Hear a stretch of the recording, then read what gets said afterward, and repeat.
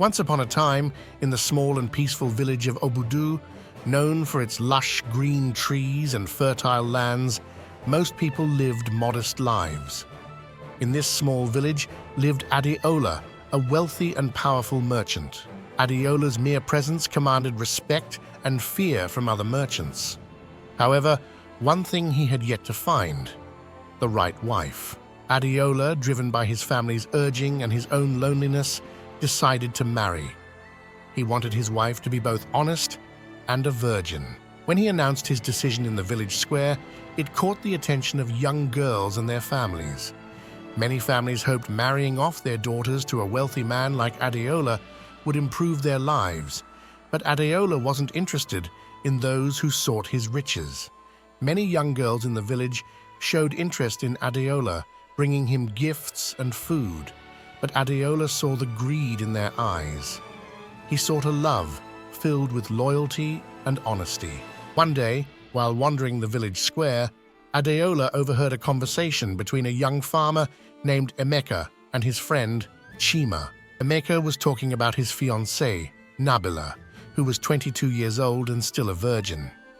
Emeka said, "I've paid half the bride price, but I still need to gather the rest to marry her. But no matter what, I'll love her, and one day, I'll pay off the remaining bride price. She's my everything." These words captured Adeola's interest. Emeka's conversation revealed Nabila'S uncommon virtue and Emeka's deep love for her.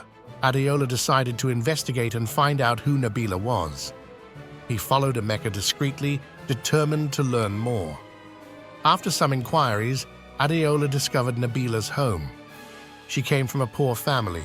Her father was an honorable farmer, earning his living honestly, and her mother worked in the fields and cared for their children.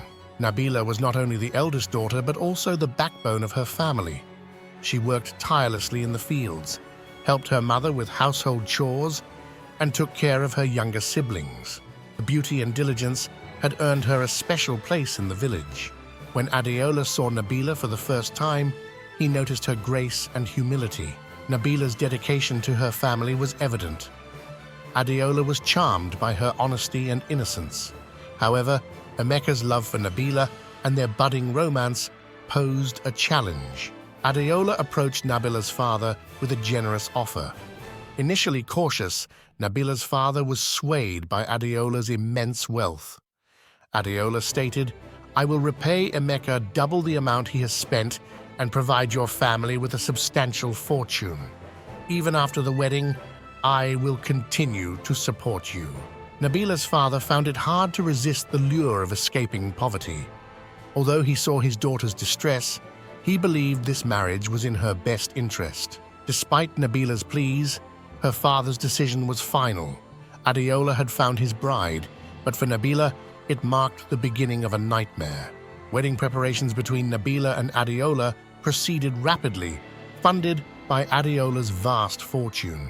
The entire village buzzed about the grandiose wedding. Some worried for Nabila, while others thought her family's hardships would finally end. Nabila'S heart felt like a heavy stone. Her love and commitment to Emeka remained unwavering. But she couldn't defy her father's decision. She knew the toil and troubles her family faced, understanding why her father chose Adeola. Yet the pain of being torn away from Emeka was unbearable. On the wedding day, Nabila stood by Adeola's side in front of the whole village, tears veiled behind a forced smile. Although she tried to hide her sorrow, her heartache was palpable. Emeka, watching from afar, was devastated and felt powerless.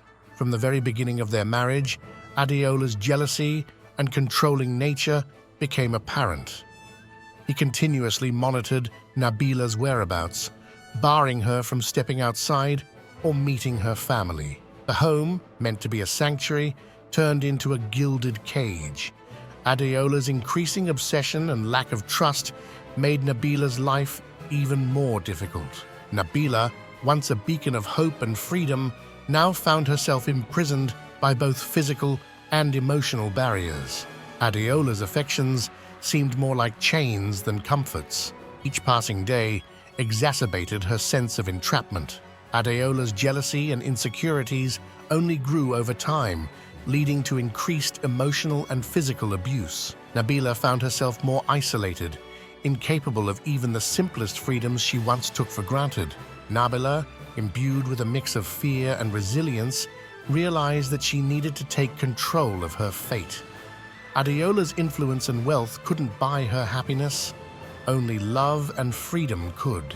As days turned into weeks and weeks into months, Nabila's desolation deepened. During Adeola's frequent absences for business, Nabila's mother secretly visited, hoping to bring her some solace. Each visit revealed more of Nabila's dire situation, her quiet cries for help growing louder and more desperate. Nabila confided in her mother, explaining the stringent control Adeola exercised over her. The oppressive walls of the mansion symbolized the silent suffering she endured daily. Her mother, heartbroken, resolved to take action. Nabila's mother approached her husband once more, pleading for their daughter's freedom. "Our daughter is living in misery. She's a prisoner in a golden cage, unable to find joy in her life," she said, tears welling in her eyes. The father's response was a mix of defensiveness and guilt. "Adeola offers security and prosperity. What more could we ask for?" Nabila's mother, with renewed determination, recounted Emeka's sacrifices. Emeka saved Nabila's life when she was gravely ill. He donated his kidney to her. His love for our daughter is genuine and selfless. The father, grappling with his conscience, tried to justify his decisions. Emeka did what he did out of kindness. We can't repay him by going back on our word to Adeola. But Nabila's mother would not relent. Our daughter's happiness and freedom are worth more than all of Adeola's wealth. We must rescue her from this torment. Nabila, eavesdropping from behind the door, felt a glimmer of hope. Her mother's fierce determination to save her from this oppressive marriage filled her with courage. On one clandestine visit, her mother assured her, "Stay strong, my child. We will find a way to free you." Nabila, moved by her mother's words, decided to take matters into her own hands. Adeola's business trips offered her brief moments of respite, and she began devising a plan for her escape. She wrote a heartfelt letter to Emeka, explaining her suffering and her undying love for him. She hid the letter near a tree where Emeka might find it. Emeka, driven by an overwhelming love and desperation, retrieved the letter one fateful night. Its contents ignited a fire within him. "I have to save her," Emeka vowed to himself, determined to face any obstacle for Nabila's freedom. The struggle for love became the cornerstone of their existence. Emeka, fueled by determination and unwavering love, sought ways to confront Adeola's dominance and liberate Nabila. Nabila's mother, deeply affected by her daughter's plight, couldn't bear the thought of Nabila languishing in her gilded cage. Night after night, she lay awake, haunted by the image of her daughter's tear-streaked face and weary eyes. She knew she had to act, to do something to resolve this painful situation. One evening, after preparing a heartfelt dinner, she confronted Nabila's father in the kitchen. Taking a deep breath, she began, "Bey, we can no longer ignore what our daughter is going through. Nabila is not happy in that house. She's being treated like a prisoner." Nabila's father, taking a moment to respond, said, "I understand what you're saying, but Adeola is the richest man in this village. He provides a good life for her." Tears streamed down her face as she countered, "But Adeola's good life is killing her, Bey. Love and happiness can't be bought with money. Have you forgotten how Emeka saved our daughter's life? How he was always there for us, even in the hardest times?" Nabila's father listened silently, memories of Emeka's sacrifices resurfacing. He remembered the time when Nabila faced a life-threatening kidney illness, and Emeka, driven by genuine love and concern, had offered his kidney to save her.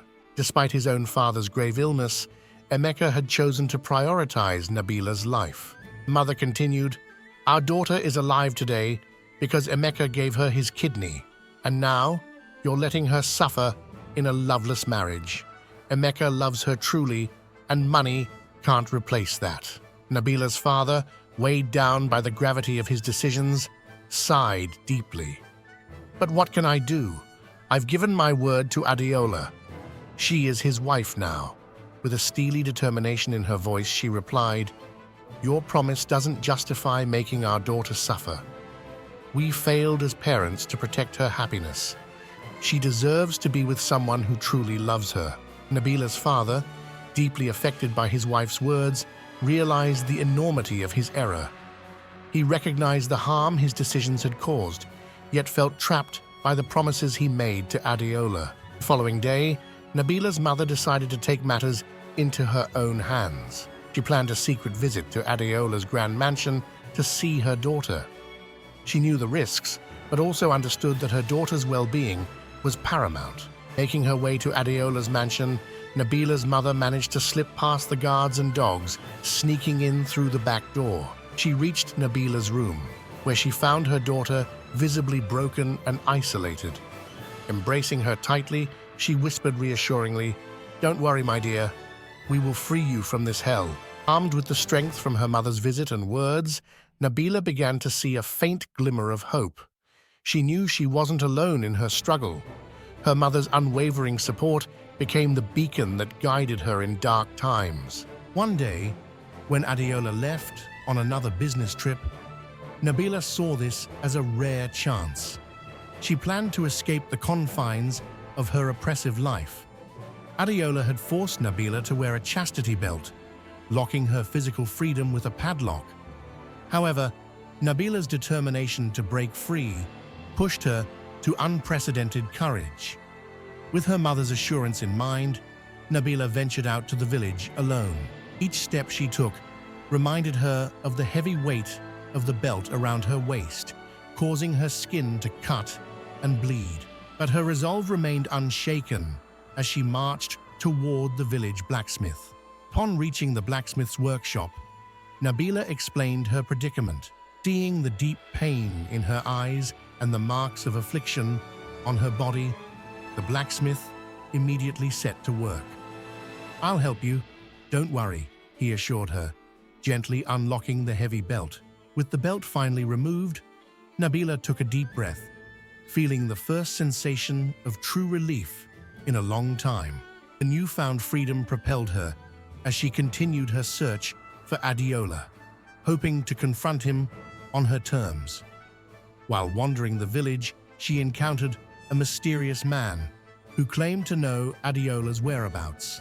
Desperate to find closure, Nabila followed the man's lead to a small hut near the river's edge. There, she was met with an unimaginable sight. Adeola, caught in an act of adultery, was trapped with another woman. The other woman's husband, known for his powerful mystic charms, had cursed his wife's body to trap any unfaithful men. Adeola's infidelity and disloyalty were laid bare for everyone to see. Villagers quickly gathered, murmuring in shock at the spectacle before them. Adeola, once feared and respected, lay helpless and exposed. Nabila couldn't believe her eyes, seeing the man who had imprisoned her in a chastity belt, now caught in such a humiliating position. Despite her hatred and the pain Adeola had caused her, the sight of his suffering stirred a complex mix of emotions in Nabila. With a heavy heart, she pleaded with the woman's husband to release Adeola. "Please let him go," she begged, hoping to end the public disgrace. The husband, however, warned her. Releasing them from the charm could result in their deaths. Adeola, choking on his own desperation, cried out for release from his torment. "I can't bear this shame any longer," he exclaimed. The ritual was performed, and almost immediately after they were separated, Adeola died. The entire village stood in silence, absorbing the profound irony of the situation. Adeola, the man who controlled Nabila with jealousy and fear, met a fate that exposed his deepest insecurities. Nabila, though finally free from Adeola's physical and emotional chains, felt an odd sense of emptiness. The freedom that should have brought joy was tainted by sorrow and loss. She returned home, her heart heavy with the weight of her husband's death and the void it left in her soul.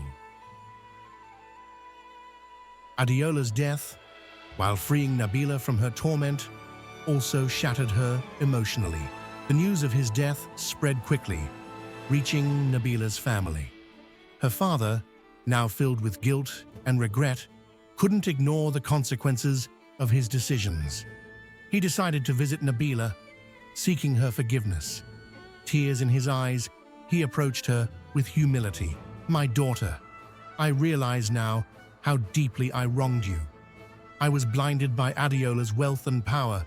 Please forgive me," he pleaded. Nabila, though scarred by her experiences, saw the genuine remorse in her father's eyes. Rage and bitterness had no place between family bonds. She chose to forgive him. "Father, your decisions caused me great pain, but I understand. You wanted the best for us. Now, I am free and ready to start anew," she said. Given Adeola's vast fortune, Nabila inherited his wealth. However, it was a constant reminder of her pain and suffering. She decided to use it for good, to improve the lives of the villagers and support her family. Nabila returned to her village, using Adeola's wealth to help those in need. Yet, the emptiness in her heart persisted. She never stopped loving Emeka, hoping against hope that they could be together once again. Emeka learned about Nabila'S ordeal and was heartbroken. He felt the pain of not being able to save her sooner, but his love and determination never wavered. He sought to support her in any way he could, hoping to heal her wounded soul. When they finally reunited, the love between Emeka and Nabila blossomed anew. They found solace in each other's arms, but their happiness was short-lived.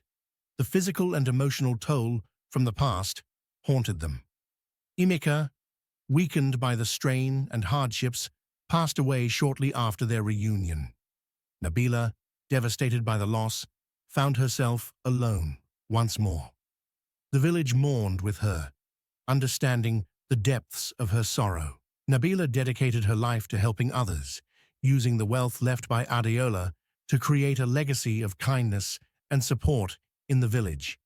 But the void left by Emeka's and Adeola's deaths was a constant presence in her life.